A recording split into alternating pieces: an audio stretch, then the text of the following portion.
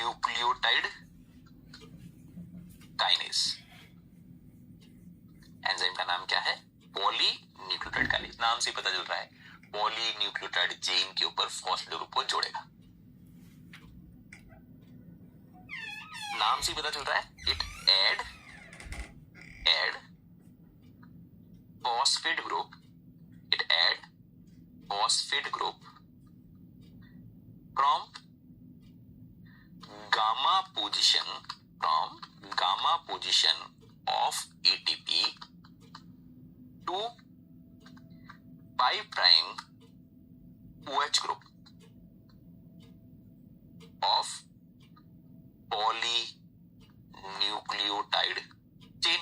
जो polynucleotide chain है उसके ऊपर जो 5' पर OH ग्रुप है वहां पर वापस फॉस्फेट ग्रुप आ जाना चाहिए।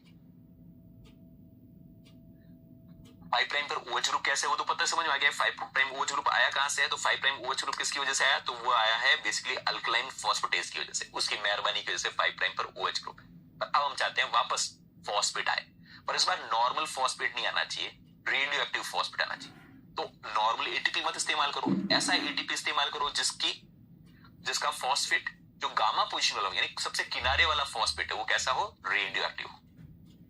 यानी हमें एक ऐसा एटीपी लेना है। एटीपी के पास 3 फॉस्फेट होते हैं दोस्तों। एक पहला फॉस्फेट कहलाता है अल्फा फॉस्फेट, दूसरा कहलाता है बीटा फॉस्फेट, और तीसरा फॉस्फेट जो सबसे किनारे पर एटीपी पर उसे कहलाता है गामा फॉस्फेट। और हम चाहते हैं ये वाला फॉस्फेट रेडियो एक्टिव वाला हो। ठीक है, इस फॉस्फेट को दोस्तों क्या कहा जाता है? अल्फा फॉस्फेट, इसको कहा जाता है बीटा फॉस्फेट, और इसे कहा जाता है gamma phosphate.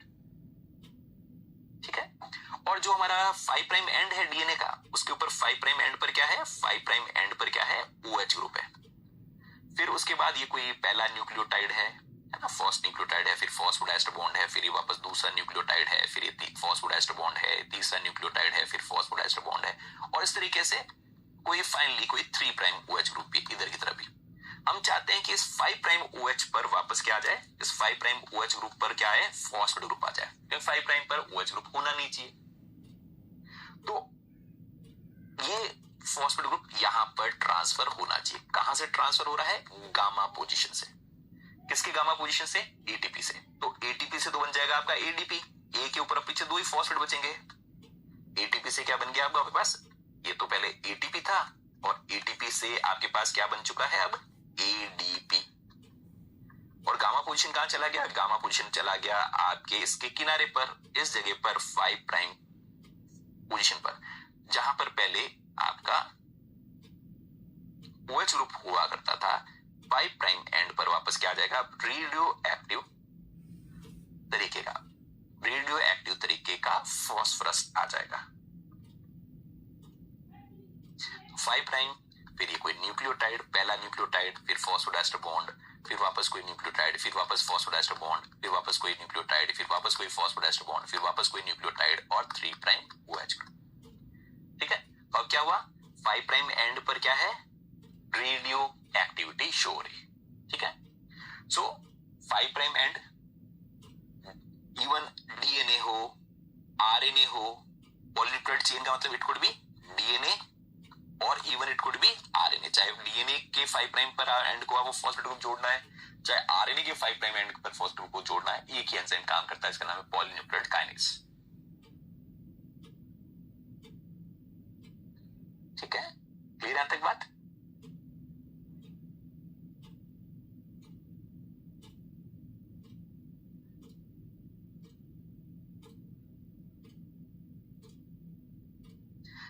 Polynucleotide kinase, it also has 3' phosphatase activity। ध्यान रखिएगा, अगर किसी जगह पर 3' पर फॉस्फेट ग्रुप जुड़ा हुआ है तो उसको ये हटा सकता है।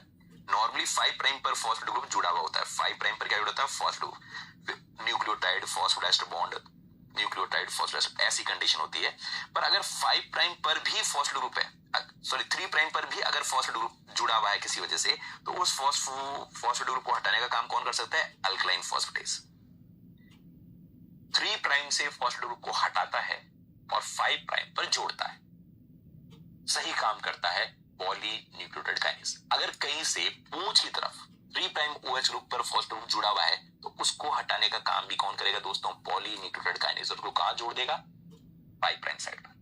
ठीक है, चलो आगे बात करते हैं। ये हमने बात की एक एंजाइम पॉलीन्यूक्लियोटाइड काइनेज के बारे में।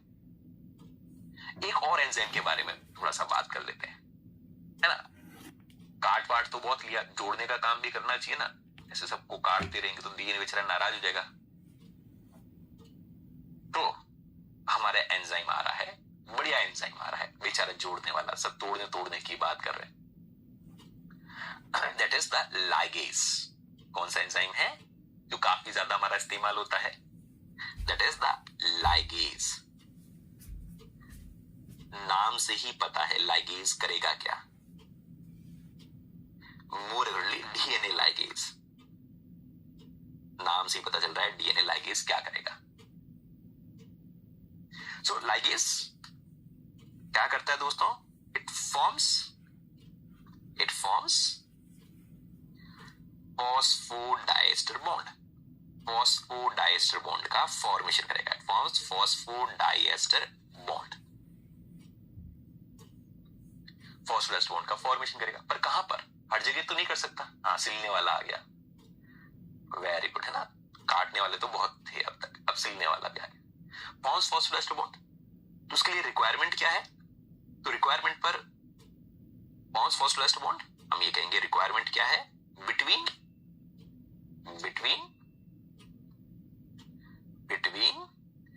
3 prime OH group, between 3 prime OH group and 5 prime phosphate group. उल्टा हो तो काम नहीं चलेगा। तो 3 प्राइम का OH ग्रुप फ्री होना चाहिए, 5 प्राइम का फॉस्फेट ग्रुप फ्री होना चाहिए। तो उनको ये ज्वाइन कर सकता है, जोड़ सकता है। ये इसकी रिक्वायरमेंट है। ध्यान रखना दोस्तों, अगर ई कोलाई के डीएनए लाइगेज की बात करें, ई कोलाई डीएनए लाइगेज की बात करें, तो इट यूजेस, ध्यान रखना, uses NAD S cofactor and energy source. Energy source का काम करेगा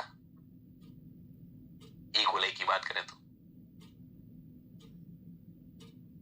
और अगर आप T4 बैक्टीरियोफेज की बात करें, जो ज्यादा इस्तेमाल किया जाता है, T4 बैक्टीरियोफेज का लाइगेज लें। T4 लाइगेज को बहुत ज्यादा यूज किया जाता है। T4 बैक्टीरियोफेज के लाइगेज का ज्यादा इस्तेमाल किया जाता है। It uses ATP S cofactor and energy source. Cofactor and energy source की तरह इसको इस्तेमाल करता है ATP को। ये करता कैसे है, हालांकि ज्यादा डिटेल में तो हम नहीं जा रहे हैं, पर बहुत सरल शब्दों में बात करें, जैसे T4 बैक्टीरियोफेज का हम बहुत ज्यादा इस्तेमाल करते हैं। ये करता क्या है कि सबसे पहले दोस्तों, ये हमारे पास 3 प्राइम OH ग्रुप है, ठीक है, और इधर तरफ 5 प्राइम फॉस्फेट ग्रुप है। 5 प्राइम पे फॉस्फेट ग्रुप है और इनको आपस में हमें चिपकाना है। एंजाइम पहली स्टेप में क्या करता है? स्टेप 1 के अंदर क्या करेगा? स्टेप 1 के अंदर ATP को इस्तेमाल करते हुए 3 प्राइम पोजीशन पर, ये 3 प्राइम OH ग्रुप है, इसको 5 प्राइम के साथ फॉस्फोडाइएस्टर बॉन्ड का फॉर्मेशन करता है। स्टेप 1 में ATP का इस्तेमाल किया जाएगा। मैं अलग पन्ने पे बनाऊं, यही बना लेता हूं। चलो, यहां पर ATP का इस्तेमाल होगा, पायरोफॉस्फेट रिलीज हो जाएगा, जिसकी वजह से इस फॉस्फेट के ऊपर AMP आकर जुड़ जाएगा। कौन जुड़ जाएगा दोस्तों? 5 प्राइम पर कौन आकर जुड़ गया? AMP आकर जुड़ गया। 5 प्राइम पर कौन आकर जुड़ गया? AMP आकर जुड़ गया। ये 5 प्राइम पर ऐसी स्थिति आ गई। तो ATP आया और वो 5 प्राइम पर आकर जुड़ा, किस फॉर्म में आकर जुड़ा? AMP के फॉर्म। तो आया था यहां पर ATP, यहां पर आकर 5 प्राइम पर AMP के फॉर्म में जुड़ गया।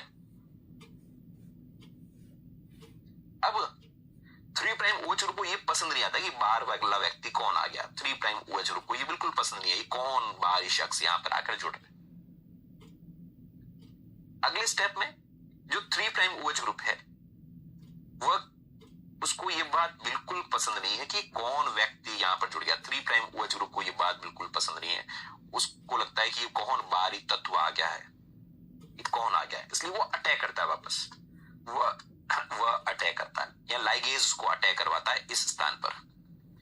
जैसे ही इस स्थान पर अटैक होगा, ये स्टेप 2 में होगा, उसके बाद क्या होगा, स्टेप 2, और जैसे ही इसके ऊपर अटैक होगा उसका रिजल्ट क्या होगा, AMP तो रिलीज हो जाएगा और दोनों न्यूक्लियोटाइड या दोनों DNA जो निक्स हैं वो आपस में सिल दिए जाएंगे, आपस में चिपका दिए जाएंगे। ठीक है, तो क्या याद रखना है कि ATP दोस्तों आता है 5 प्राइम पर AMP के फॉर्म में जुड़ जाता है, उसके बाद 3 प्राइम OH ग्रुप वापस AMP पर अटैक करता है, और जैसे ही इसके ऊपर अटैक करेगा एक नया बॉन्ड बन जाएगा किसके बीच में, 3 प्राइम OH ग्रुप में और 5 प्राइम फॉस्फेट ग्रुप के अंदर। ठीक है, ATP के नीचे क्या लिखा हुआ है, पायरोफॉस्फेट लिखा हुआ है बेटा, PPI लिखा हुआ है, ये 2 फॉस्फेट हट गए, उसे कहा जाता है पायरोफॉस्फेट, हुआ रिलीज हो गया बच्चे।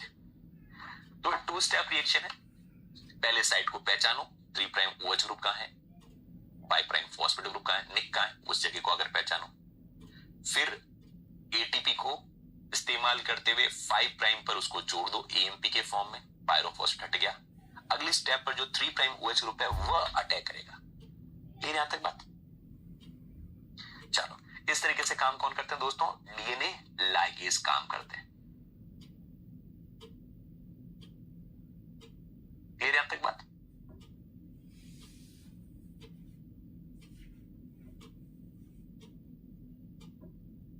आगे बात करें, 3,4 OH कैसे अटैक करता है, बिल्कुल ऐसे आके अटैक करता है, ऐसे ये लो मार दिया। ओके रियाजुद्दीन, कैसे करता है, केमिस्ट्री पढ़ना है तो वो न्यूक्लियोफिलिक अटैक करता है, सब्स्टिट्यूशन रिएक्शन कराता है, पर हमें उससे क्या मतलब, 3 प्राइम OH ग्रुप में से H हट जाएगा, वो O- हो जाएगा, न्यूक्लियोफिलिक एक्टिविटी करेगा, सामने की तरफ जो फॉस्फोरस सेंटर है उस पर अटैक करेगा, सब्स्टिट्यूशन टाइप की रिएक्शन होगी, पर हमें उससे क्या मतलब बच्चे। AMP कहां गया, वो अपने घर चला गया, रोता हुआ चला गया, किसी को दया आ गई, उसने ATP को वापस AMP को ADP में कन्वर्ट कर दिया। उस एंजाइम का नाम है NMP काइनेज। ADP अभी भी रो रहा था तो एक और एंजाइम था जिसका नाम था NDP काइनेज, उसने उसको ATP में भी कन्वर्ट कर दिया। ओके, ठीक है, तो कितना लोग है कि सर AMP का क्या हुआ, कहां भटक रहे हो रास्ते से। क्वेश्चन में ये पूछेगा, आप सोचो, कुड एग्जामिनर आस्क कि DNA लाइगेशन रिएक्शन के दौरान 5 प्राइम फॉस्फेट 3 प्राइम OH के बीच में रिएक्शन होती है, उस दौरान एक ATP का इस्तेमाल किया जाता है, एक ATP AMP में कन्वर्ट होता है, उस AMP का क्या होता है। Could you expect this would be the question in CSIR net examination, कुछ भी।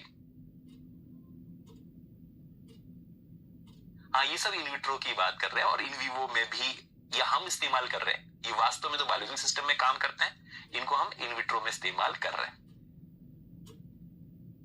चलो आगे बात करते हैं। तो ये कुछ इंपॉर्टेंट एंजाइम्स थे जिनका हम इस्तेमाल करते हैं। Basically these are the important enzymes जिनका हम इस्तेमाल कर रहे हैं।